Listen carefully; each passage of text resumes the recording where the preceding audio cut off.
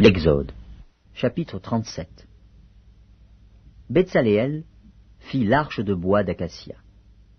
Sa longueur était de 2 coudées et demie, sa largeur d'1 coudée et demie, et sa hauteur d'1 coudée et demie.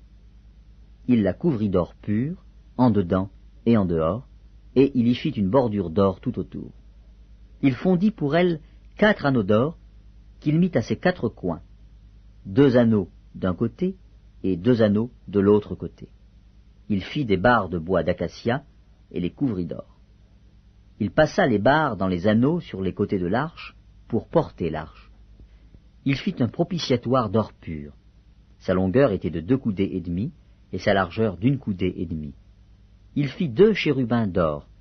Il les fit d'or battu aux 2 extrémités du propitiatoire, un chérubin à l'une des extrémités et un chérubin à l'autre extrémité. Il fit les chérubins sortant du propitiatoire à ses 2 extrémités. Les chérubins étendaient les ailes par-dessus, couvrant de leurs ailes le propitiatoire, et se regardant l'un l'autre. Les chérubins avaient la face tournée vers le propitiatoire.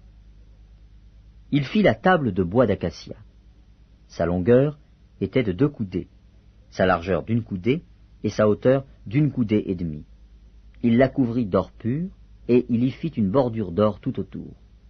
Il y fit alentour un rebord de 4 doigts, sur lequel il mit une bordure d'or tout autour. Il fondit pour la table 4 anneaux d'or, et mit les anneaux aux 4 coins, qui étaient à ses 4 pieds.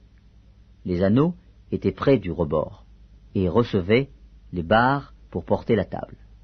Il fit les barres de bois d'acacia, et les couvrit d'or, et elles servaient à porter la table. Il fit les ustensiles qu'on devait mettre sur la table, ses plats, ses coupes, ses calices et ses tasses pour servir aux libations. Il les fit d'or pur. Il fit le chandelier d'or pur. Il fit le chandelier d'or battu. Son pied, sa tige, ses calices, ses pommes et ses fleurs étaient d'une même pièce. 6 branches sortaient de ses côtés, 3 branches du chandelier de l'un des côtés et 3 branches du chandelier de l'autre côté. Il y avait sur une branche 3 calices en forme d'amande, avec pommes et fleurs, et sur une autre branche 3 calices en forme d'amande, avec pommes et fleurs. Il en était de même pour les 6 branches sortant du chandelier. À la tige du chandelier, il y avait 4 calices en forme d'amande, avec leurs pommes et leurs fleurs. Il y avait une pomme sous 2 des branches sortant du chandelier, une pomme sous 2 autres branches, et une pomme sous 2 autres branches. Il en était de même pour les 6 branches sortant du chandelier. Les pommes et les branches du chandelier étaient d'une même pièce. Il était tout entier d'or battu, d'or pur. Il fit ses 7 lampes, ses mouchettes et ses vases à cendre d'or pur.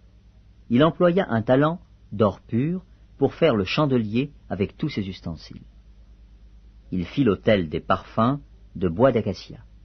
Sa longueur était d'1 coudée et sa largeur d'1 coudée. Il était carré, et sa hauteur était de 2 coudées. Des cornes sortaient de l'autel. Il le couvrit d'or pur, le dessus, les côtés tout autour, et les cornes, et il y fit une bordure d'or tout autour. Il fit au-dessous de la bordure 2 anneaux d'or aux 2 côtés.